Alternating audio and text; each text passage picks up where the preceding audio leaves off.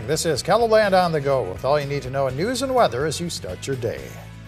A former employee with South Dakota's Department of Social Services stands accused of stealing close to $2 million from Child Protection Services. Attorney General Marty Jackley announced the charges against 68-year-old Lana Carroll on Thursday. As Attorney General, the citizens and taxpayers of South Dakota expect government agencies and employees to safeguard their dollars. And based upon my review and our investigation, we believe that has not occurred. Carroll was arrested in Algona, Iowa, where she currently lives. She'll face charges in Hughes County because the alleged crimes happened in Pierre. She would go down to the auditor's office, take a check. That check would be made out to a particular bank, go down to that bank, cash it, and then immediately withdraw it, and then go to a separate bank and deposit into her personal account. Jackley has filed papers to have her extradited back to Hughes County. A 41-year-old Sioux Falls man is in the Minnehaha County Jail accused of stalking children, indecent exposure, and window peeking. Stephen Martin was booked into jail Thursday. He faces 3 criminal charges. Each one is for a different child. The children are all ages 7 years old. They're all from different families but live in the same apartment building.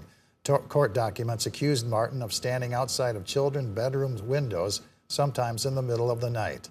One mother called police after her daughter said he'd exposed himself. The girl later told investigators with child's voice it happened multiple times.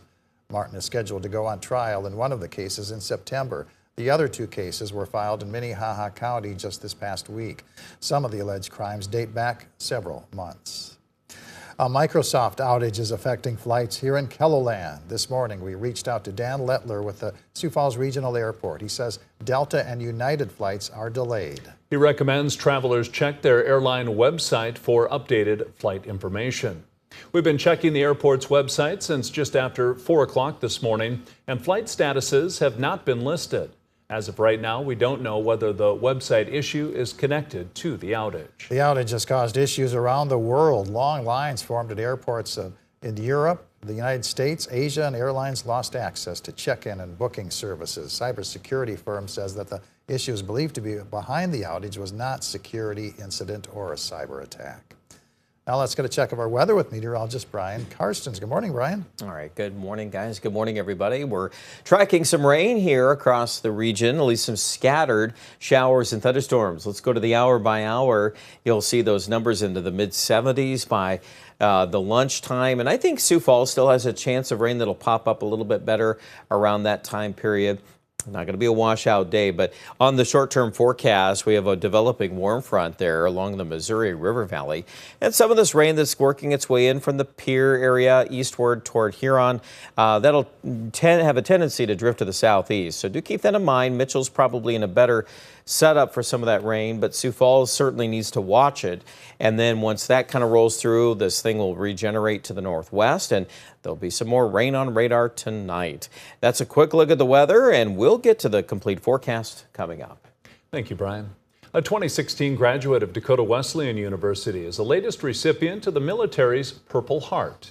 Retired Army infantryman Jerry Stravia received the honor during a ceremony Thursday on the DWU campus. Stravia was seriously injured during combat in Iraq back in 2007. He says his Christian faith healed him. One day my PTSD was just healed. I mean, I was in a pretty tough spot, and my wife and Jesus really got me out of that. Stravia came to Dakota Wesleyan on a wrestling scholarship. He's now a senior pastor at a church in North Dakota and also coaches girls wrestling. Motorcyclists are getting ready for a poker run this Sunday. It's the 16th annual Run for Children's Home Society hosted by Those Guys Abate. 100% of the proceeds goes to the Children's Home Society. Sign up 11 to 1 down at Cheap Shots at the T exit. Come down, it's only $10 to enter, and you get free lunch provided by the South Dakota pork producers and Marlins. Last year they raised $18,000. For more information on the event, we posted a link here on KELOLAND.com. Take a look at this video. A piglet got stranded on a small island in the Big Sioux River at Falls Park around 11 o'clock Thursday morning. Sioux Falls Animal Control and Fire Rescue worked together to get the pig rescued. They brought in a boat and put a drone in the air. Eventually, they caught up with the little pig on the island, and it was made of sand. Following a little bit of drama and some running around, they were able to catch the pig in a net and bring it to safety. Like a day on the beach. Well, that's a look at some of our top stories. Now let's get one last look at your weather with meteorologist Brian Karstens. Brian? All right. Well, no matter what's on your agenda today, hopefully that's not one of the things you're going to be tackling. Our forecast, well, a little rain out there. We're going to see if we can generate a few more thunderstorm chances yet even this morning west of Sioux Falls. Obviously, some of that's going to work its way south, whatever holds together there. So if you're in Yankton and Mitchell, I would definitely kind of watch that a little bit more. There seems to be some evidence building that local cluster could hang together. And then to finish up the afternoon, we'll warm up. We've got Pierce forecast around 87 degrees. Rapid City also in the upper 80s. So with the peak heating of the day, we could absolutely sprout some more thunderstorms coming in northwest of here. And then some of that could hold together and grow towards southeastern Ketherland. So keep that in mind. Temperature-wise, in the 80s today for most locations, about 80 in Brookings, 81 degrees in Watertown. Your rain chances in Watertown will run about 30%. For the overnight, we really want to ramp up that rain chance in Yankton, the southeast. I think that'll be our best bets of that as we go through the area past midnight. Tomorrow, whatever rain is out there in the morning in the southeast, we'll kind of regroup, and then we'll probably see these widespread 20 to 30% chances of rain during the peak heating of the day. So it's not a washout, but there'll be some scattered rain from time to time. And then into Sunday, too, there's about a 30% chance of rain in the afternoon with a high in the upper 70s. Monday, Tuesday, with same thing. This upper air disturbance is going to continuously at least impact us with a 20 to 30% chance of rain. I would also be inclined to put that in the Aberdeen forecast.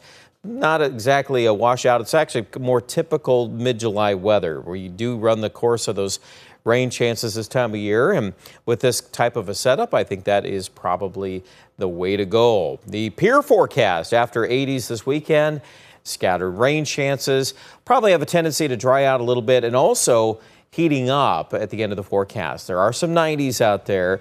Rapid City also back to the low to mid 90s by Wednesday and Thursday. Check out the details with the complete forecast at KETHLELAND.com.